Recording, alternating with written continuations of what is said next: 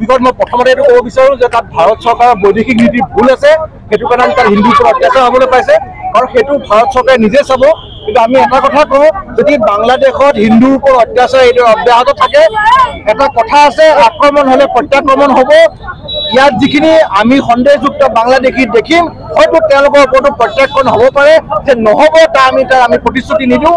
এনেকৈ যদি আমি অত্যাচাৰৰ খবৰ শুনি থাকোঁ, অসমতো কিন্তু বাংলাদেশীৰ ওপৰত আক্ৰমণ যে হ'ব তাক আমি নুই নকৰোঁ কেতিয়াও। জয় শ্ৰীৰাম।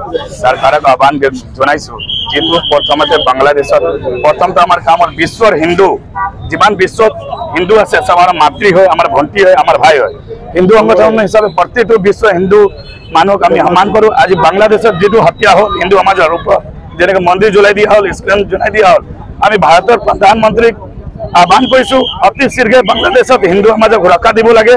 আৰু যেনেকৈ বাংলাদেশী মিয়া যেনেকৈ অসমত আছে, গোটেই বাংলাদেশী মিয়া অসমৰ মুখ্যমন্ত্ৰী খেদি পঠায়, এইটো জেগাত বাংলাদেশী হিন্দুক স্থাপন দিব লাগে। যেনেকৈ ধুবুৰীত আজি ৰকিবুল হুছেইন ডাঙৰীয়া 9 লাখ ভোট পালে, গোটেই বাংলাদেশীৰ মিয়া ভোট।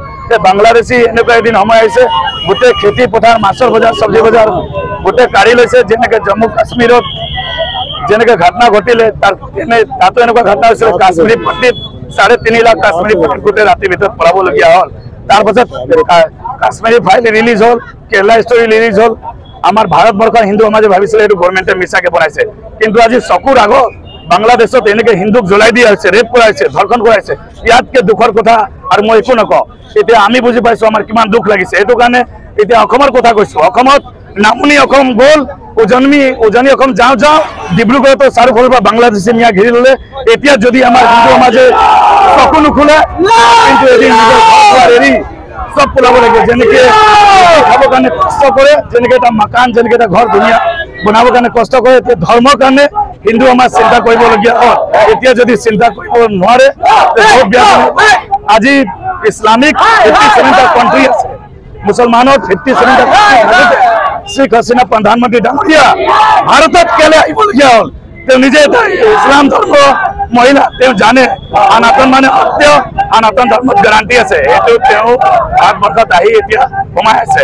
সেইকাৰণে নৰেন্দ্ৰ মোদীক বাৰে বাৰে আহ্বান কৰিছোঁ, এতিয়া তেওঁৰ দায়িত্ব বাংলাদেশত যি ঘটনা আছে সেইটো সুৰক্ষা দিয়ক। দিব নোৱাৰে আমাক কৈ দিয়ক। আমি হিন্দু ক্ৰান্তি দল যি অৰ্গেনাইজ আছে, আমি ডিব্ৰুগড়ৰ পৰা আৰম্ভ কৰি জম্মু কাশ্মীৰত গোটেই ৰাজ্যক লৈ বাংলাদেশী মিয়াক খেদি পঠোৱা আমাৰ দায়িত্ব।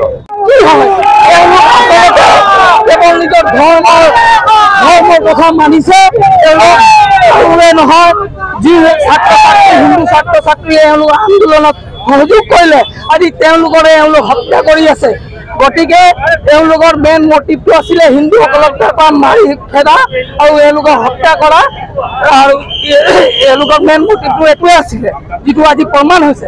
কিন্তু ইয়াৰ পৰা আমি এটা শিক্ষা ল'ব লাগিব যে এওঁলোকক বিশ্বাস কৰি লাভ নাই, এওঁলোক বিশ্বাসঘাতী। গতিকে হিন্দুসকল সতৰ্ক হ'বলগীয়া হ'ল, হিন্দুসকল একত্ৰিত হ'বলগীয়া হ'ল।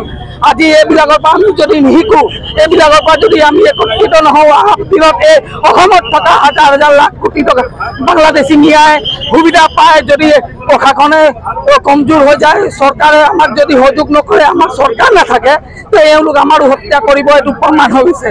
গতিকে আমি ভাৰত চৰকাৰক এটা বিনম্ৰ অনুৰোধ কৰিছোঁ যে এই হিন্দুসকলৰ সুৰক্ষাৰ কাৰণে কোনো দেশ নাই পৃথিৱীত, একমাত্ৰ ভাৰতবৰ্ষই আছে যি এই হিন্দুসকলৰ নিৰাপত্তা দিব পাৰে। গতিকে অতি সোনকালে এই বাংলাদেশত থকা হিন্দুসকলৰ নিৰাপত্তা ব্যৱস্থা কৰিব লাগে।